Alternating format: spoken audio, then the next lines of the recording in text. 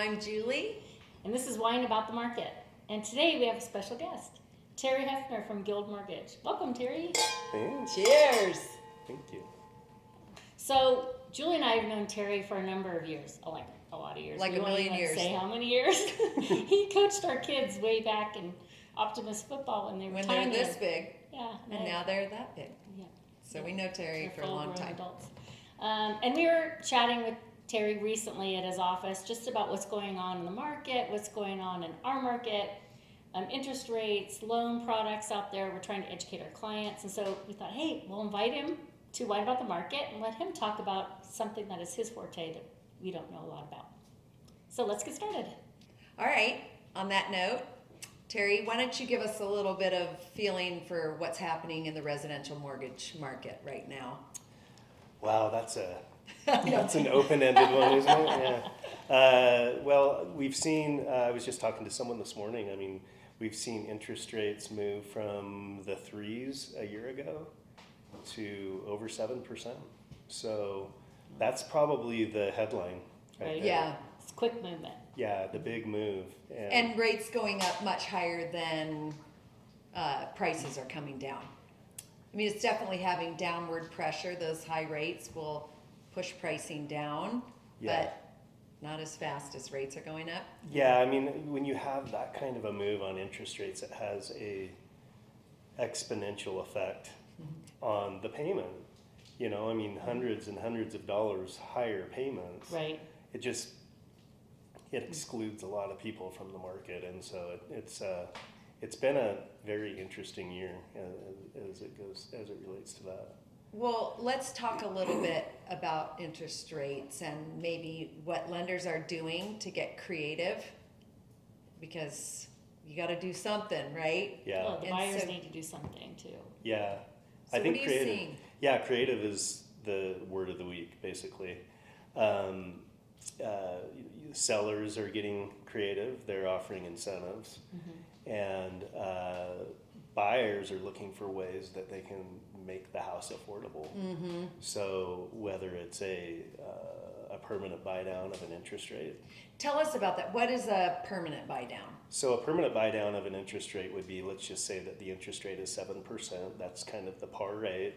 And they utilize some money maybe that the seller has or maybe that they have to pay extra at closing so they can get a lower interest rate. So they might have to pay 2 points, for instance, in fees. So if the loan amount is $500,000, they might have to pay $10,000 or $15,000 to buy the rate from 7% to say 6%. So it's a permanent buy down. So they buy that rate down. That means permanent. It's for the whole life of the loan. It's Correct. At that rate. Correct. Yeah. The hard thing about a permanent buy down is it's super expensive. The scenario I just threw out is probably would have been more like 4 or 5 points to get that. For permanent. Yeah, to get that rate from 7 down to 6. Wow. And we're seeing some of that. I mean, some of these builders are allocating $20,000 and $30,000 to enhance or entice buyers to their specs. But we're also using intermediate buy downs or shorter term buy downs, and those happen to be a little bit cheaper. So instead of being 4 and 5 points, maybe those are a couple points. So what is an intermediate buy down? Why would we do that? Yeah, the reason you would do that is that it would you basically prepay the interest for the first couple of years. Oh, okay. So you can lower that payment for the first couple of years, and the main reason that you might do that in this market is that the Mortgage Bankers Association, a number of individuals that we subscribe to, expect interest rates to be lower maybe 12 months from now. Oh, from your lips to God's ears. Let's hope so. Yeah, and I mean, really, what the logic is there is that typically in an inflationary period, it's followed by a recessionary period, Right. and when that period comes about, you'll typically see lower interest rates. So we've seen the Fed raise rates, the Fed funds rates, which consequently raises the prime rate, and then it filters down to the mortgage market. Right.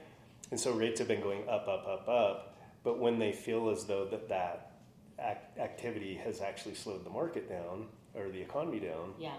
they will ease once again, and so they'll start lowering.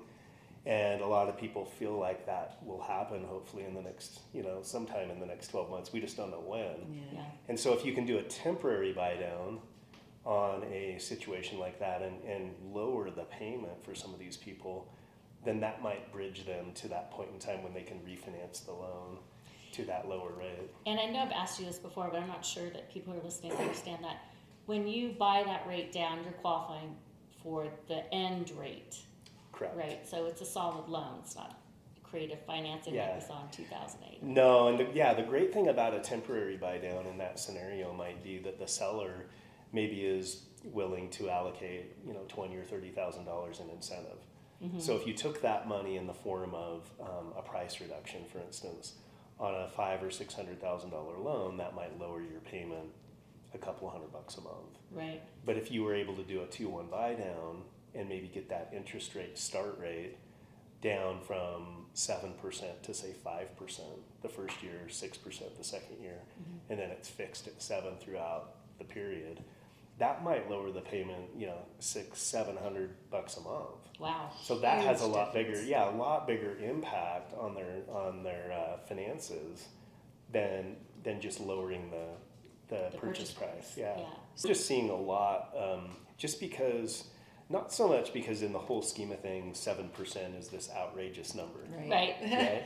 I mean, the very first house I purchased in 1990, my interest rate was 9.875. Right. Yeah. So in context, it's not that high, but when some of these young people or even older people like us have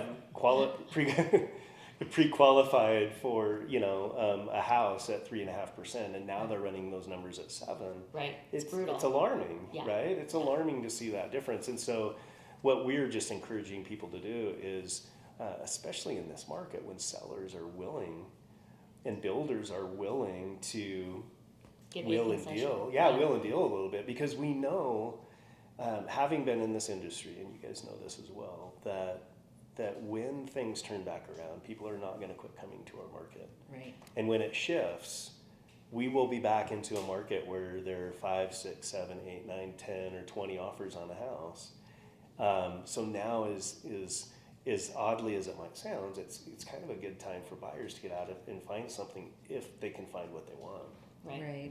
And qualify for it. And qualify and maybe get, negotiate some incentive money from that builder or that seller. Right. You mentioned a product that's out there that can, if you're the seller, that you can offer the buyer.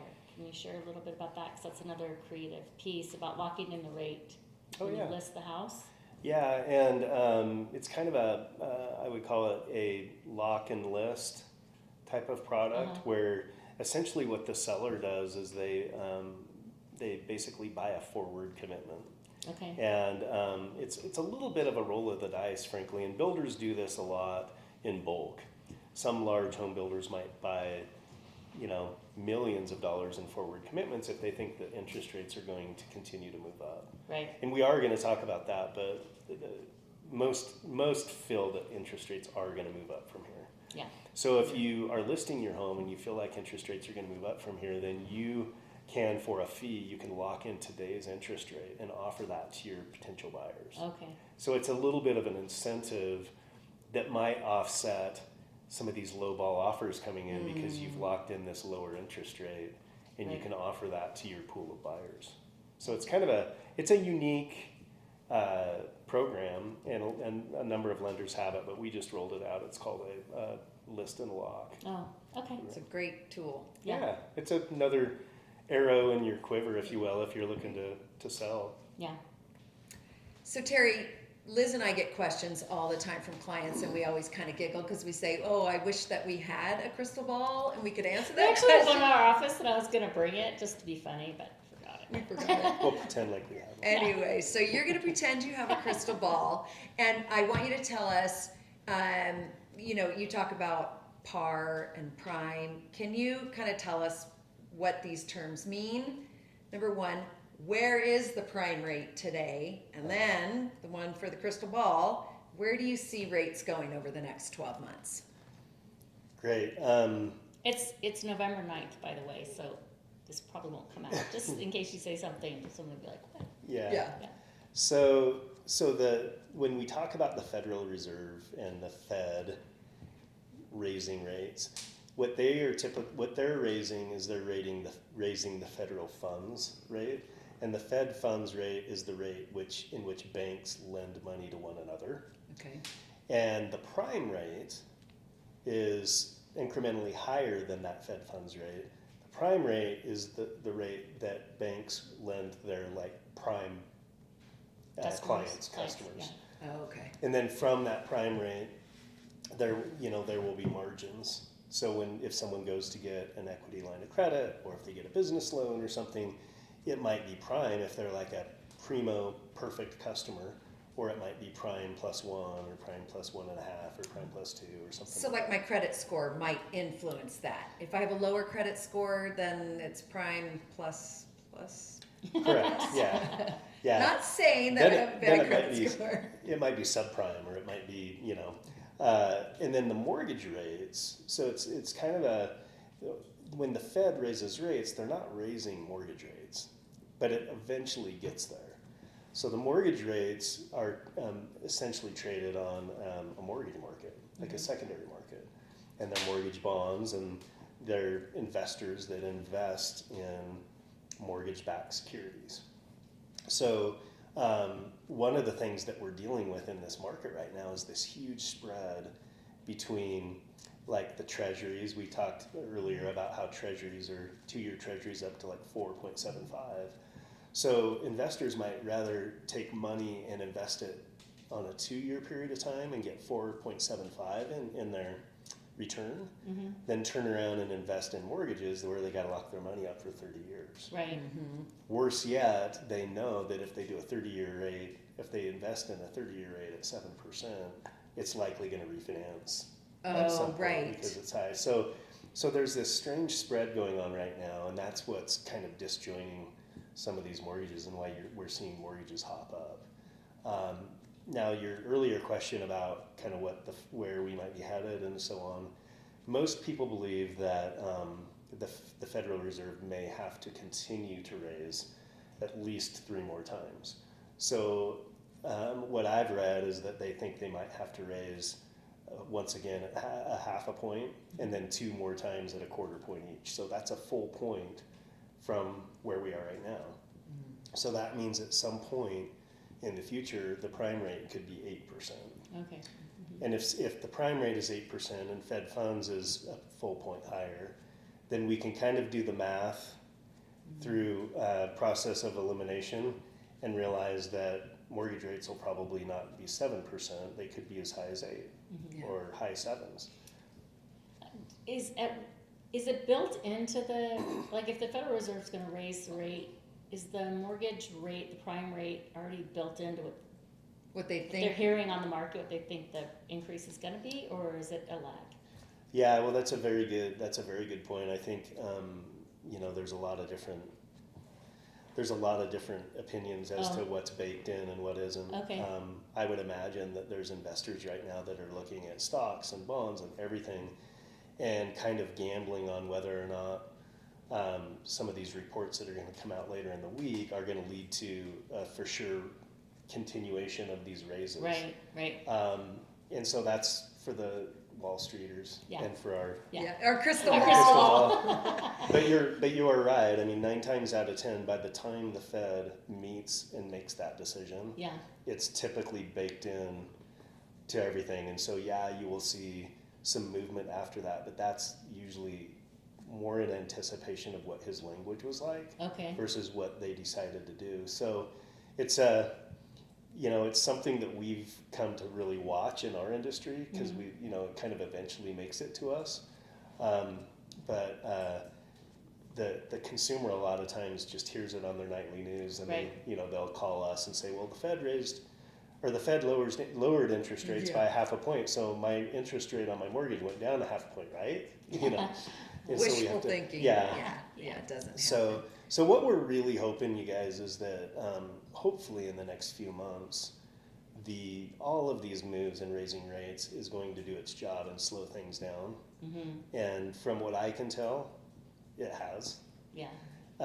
And that will quickly lead to what's called an easing period, and that means they will lower that. And so what took a year to come up could come down in a matter of weeks. We could see, Really? when the interest rates drop, we could see, and a lot of people, like the Mortgage Bankers Association, believes that sometime in 2023 we're going to see lower interest rates. So Terry, I don't know if you can answer this. I'm sure you can because you see a lot of people's finances in life right now. Have people's spending habits changed as far as you can tell? Oh yeah, I think so, for sure. And I think my first response, I was kind of thinking about myself. But, and I'm not typically a price tag skimmer and that type of thing, which I'm not a good shopper. Yeah. No, you actually are a good shopper. You're a retailer's dream, Exactly, Terry. yeah. No, but I totally, I feel, I see people are getting second jobs. Mm-hmm. And my opinion is that this economy is catching up with people, and Yeah. we're seeing it. We've also seen a number of our clients that are calling us and asking us if we do equity lines. Mm-hmm. That tells me that they want to be prepared.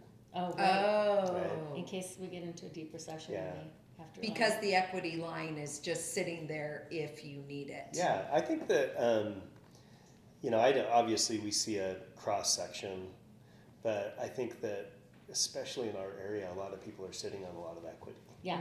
And in some cases, maybe that's the bulk of their net worth. And so if they're going into a period of time and they're concerned that, there's layoffs in the area and that type of thing.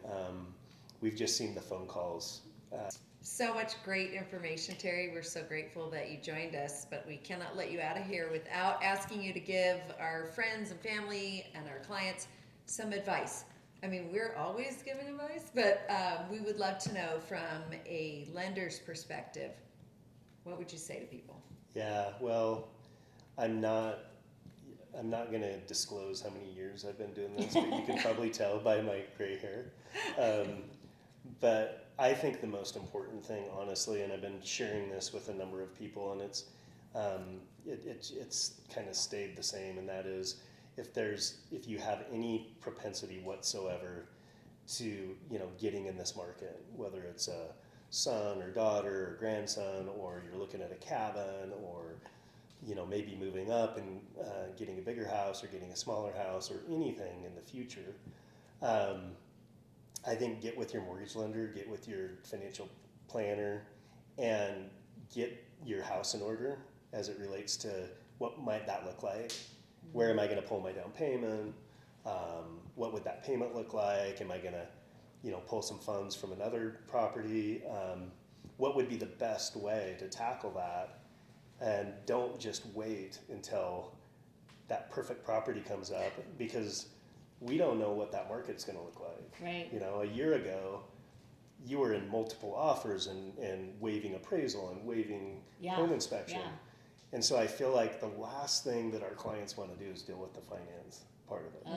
Yeah, It's not fun. right. You gotta Because be- our side of it is fun, like The going dream and looking side, at, yeah, sort of the dream. right. It's the star of the show. Everyone wants to look at Yeah. pictures and look at houses and watch HDTV and everything. Do you notice that they never have an HDTV point. program on mortgage lending? Right? Like, wait, You Pat, can I don't think I it know you pays- love this house, but let's go find out if you can afford it. I don't think that pays the bills, right?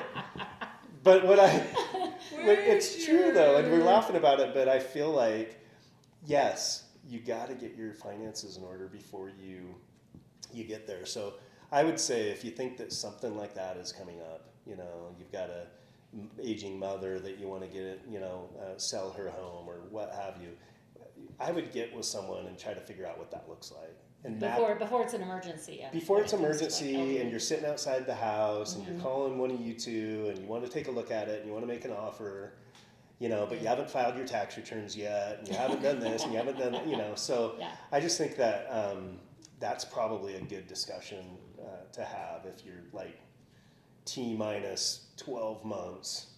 Right. It's worth figuring it out before it, you know, is here and too late. All right. Well, thanks, Terry. Let's actually drink our wine now Yeah, that we've had there all you this go. conversation. Thank you, Terry. Thanks. Great info. And always, thank you for listening to our advice. Let us know what you think in the future for new topics. Cheers. Cheers.